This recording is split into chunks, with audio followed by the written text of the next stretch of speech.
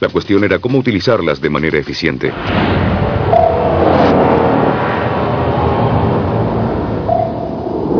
No dudaba respecto a que iban a comportarse profesionalmente. Podían causarnos graves daños. Argentina contaba con el veterano crucero General Belgrano, un sobreviviente del ataque japonés a Pearl Harbor en diciembre de 1941. A pesar de sus años, la artillería pesada del navío era un formidable desafío para los británicos.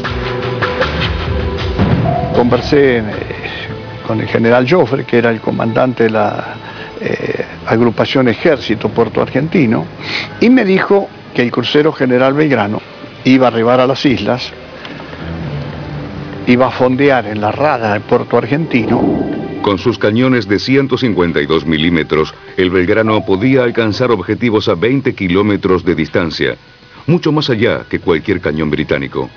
Los cañones de 5 pulgadas del crucero disparando desde Stanley hubiesen profundizado los problemas que debíamos resolver. Hubiera sido un blanco prioritario para nuestros bombarderos Vulcan y nuestras fuerzas especiales. El 1 de mayo, la Armada Argentina intentó una maniobra sobre la flota británica con el portaaviones 25 de mayo por un lado y el crucero Belgrano por el otro. Intentó hacer el ataque el día 1 a la tarde. Esa pinza que yo estoy hablando, sí, ya los aviones estaban listos, estaban en cubierta, listos a despegar, listos a hacer el ataque. Lamentablemente ocurrió un hecho que no es único, pero que tampoco es frecuente. Hubo una calma de viento y no era posible hacer que los aviones salieran o decolaran del portaaviones, los aviones argentinos, cargados con suficientes bombas como para que la probabilidad de impactarle a un buque británico importante fuera razonablemente promisoria.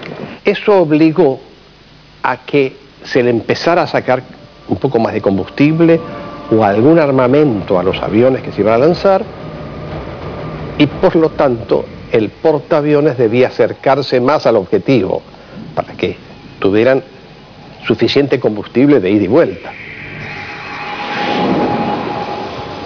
Y en ese momento, cuando estaban acercándose, es cuando un avión de exploración inglés detecta al grupo de tareas argentino que estaba en acercamiento.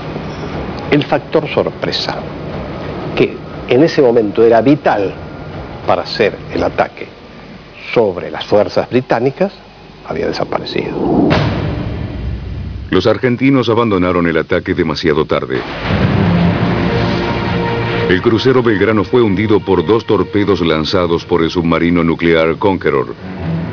Los proyectiles que lo hundieron también habían sido fabricados con tecnología de la Segunda Guerra Mundial.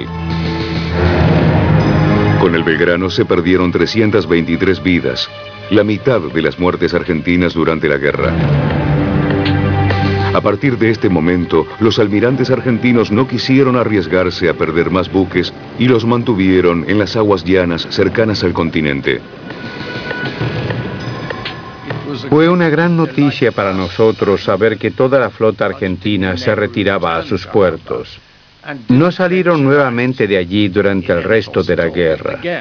Esto nos dio una gran ventaja. Ellos decidieron lanzar una ofensiva usando todos sus medios aéreos.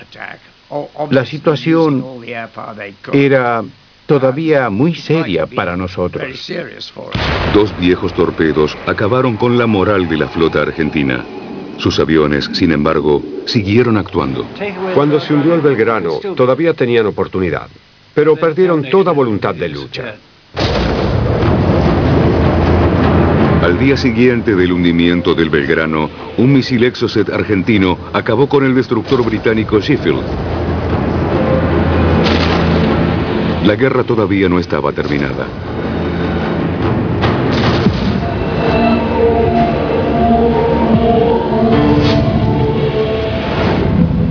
En la noche del 20 de mayo de 1982, las fuerzas británicas comenzaron el desembarco en las Malvinas.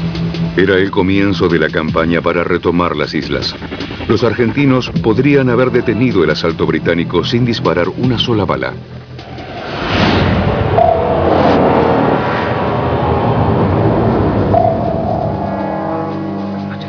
No creo que hubiéramos podido hacer mucho. Nuestros dragaminas hubieran sido destruidos por la aviación argentina. No hubiéramos ido a ningún lado. Imaginen el caos que podrían haber causado. Las minas hunden barcos y nuestro comando estaba a bordo de ellos. Hubiéramos tenido que volver a casa. El único modo que teníamos para saber si habían colocado minas era enviar un buque y ver si explotaba. En Malvinas tuvimos 37 de estas. Servía para minar la entrada al puerto, pero eran tan pocas. Se pusieron algunas pocas minas a la entrada de la bahía de Stanley. La Armada no tenía minas, solo unas pocas unidades que databan de antes de la Segunda Guerra Mundial. Los argentinos contaban con pocas minas y muchos sitios que defender. Anticipar el lugar del desembarco no era una tarea fácil. Yo me acuerdo que en mis exposiciones, cuando fueron los comandantes en jefe, le dije que en Malvinas había no menos de una docena de lugares donde el desembarco era perfectamente factible. Todo dependía de lo que decidieran los ingleses.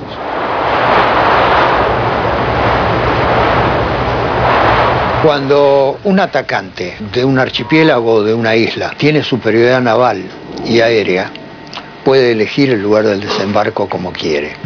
De manera tal que para el defensor el problema se hace muy grave, porque no puede organizar una defensa en todos los lugares posibles.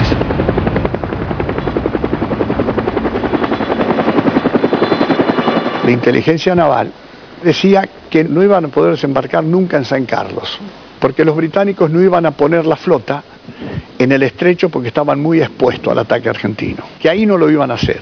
Entonces esa zona no se minó. Sabíamos que habían minado las playas cercanas a Puerto Argentino, las mismas que usaron en su desembarco. Por eso buscamos otro sitio para bajar a tierra. Comenzamos a trabajar y finalmente llegamos a la conclusión que por sus aguas profundas, el mejor lugar era San Carlos. Hasta el último momento, los británicos ignoraban si los argentinos habían minado las aguas del estrecho de San Carlos. Llamé al capitán de la fragata Alácrati y le ordené que recorriera el estrecho que separa las islas de norte a sur. Él me dijo, bien, voy a entrar y salir del estrecho desde el lado norte una y otra vez. Nunca le expliqué que debía verificar la presencia de minas. Me sentí muy avergonzado por no haberle dicho la verdad. Él supo exactamente lo que le pedía e igualmente cumplió la orden.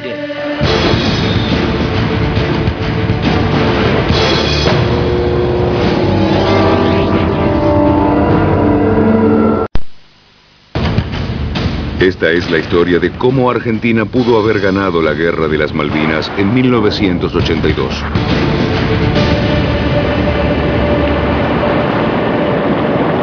Una vez en las aguas de San Carlos, los británicos esperaron una ofensiva argentina. El desembarco es el momento más vulnerable para cualquier fuerza anfibia.